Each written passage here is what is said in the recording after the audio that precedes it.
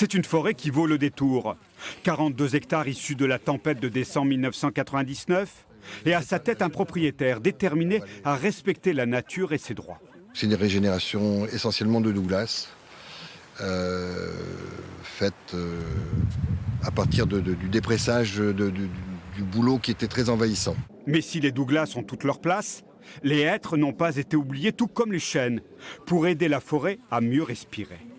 On devrait laisser la nature faire, mais on est dans un système où il faut un peu consommer, donc on n'a plus le temps de faire ça. C'est dommage, mais... Et cet interlocuteur sait de quoi il parle. C'est un bâtisseur hors pair de maisons en bois.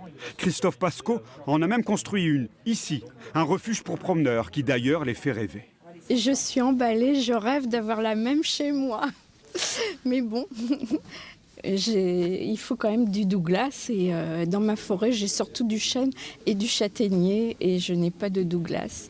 Mais revenons à cette forêt, certes naturelle mais parfaitement entretenue.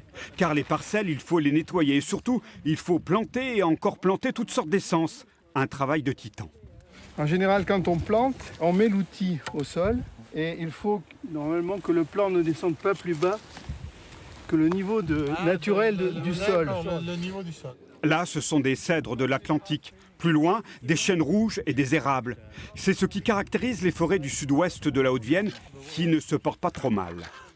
On n'est pas dans l'est de la France. Il y a effectivement des signes d'inquiétude, il y a des dépérissements, mais la forêt du sud-ouest Haute-Vienne, en tout cas, continue à vivre sa vie assez correctement. En fait, la difficulté réside plutôt dans le morcellement. 42 000 propriétaires qui possèdent à peine 2 hectares.